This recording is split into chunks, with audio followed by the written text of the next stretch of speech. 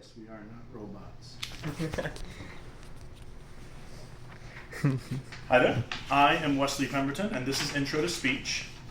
This is my outline with citations integrated. And today I will be discussing Steve Jobs.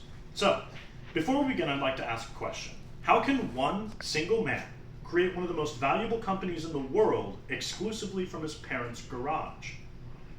I will be discussing the awe-striking rise to fame and fortune of Steve Jobs.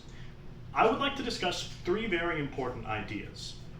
First, I will begin by discussing his effects on his company. Then I will move on to discuss his tactics in front of an audience, and lastly, I will end by touching on how he changed computing technology. First things first, let's start off with Apple and how Jobs himself saved it from near bankruptcy. Apple was overthinking every model of computer under the sun. As you can see here. When Jobs returned to the company, he cut this massive array of computers down to just 4. As stated by Walter Isaacson in the Real Leadership Lessons of Steve Jobs, their job, he told his team members, was to focus on 4 great products, one for each quadrant. All other products should be canceled. But by getting Apple to focus on making just 4 computers, he saved the company. As a result of Jobs' intuition, he saved Apple from near collapse. Next, let's talk about how he interacted with an audience. Steve Jobs was always ecstatic and full of energy on stage.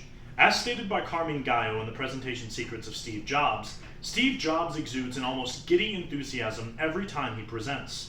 Former employees and even some journalists have claimed they found his energy and enthusiasm completely mesmerizing. This is very effective when you're presenting in front of an audience, especially when you're discussing something that they might not completely understand.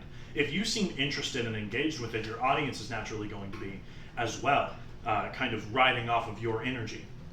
Secondly, Jobs masterfully used colorful metaphors to make difficult concepts easy to understand. In an incredibly famous interview, Jobs actually detailed how a computing algorithm is very similar to a person walking around a cafe. He described that your movements, if they were processed at the speed of a computer, it would look like you weren't moving at all, like you had just gotten the cup of coffee and it magically appeared in your hands.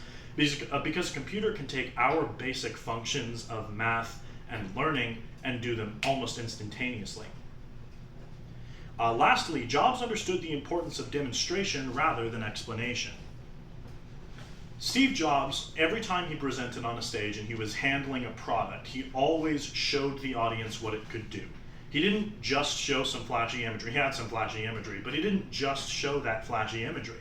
He always took that item on the stage and worked with it himself to illustrate how that product could be used in his viewer's everyday life. Lastly, I'm going to discuss what Steve Jobs did for the computer industry. To begin, I'd like to show you guys this slide. This is an old Apple computer. So just keep that in mind. So Jobs viewed computers as the next revolutionary tool and sought to make the public view them the same way. He was notably different than his competitors because he never viewed computers as a calculator.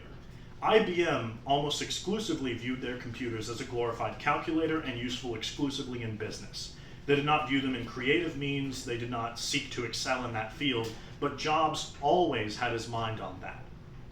He also had the foresight to know that his computers would become necessary in every home.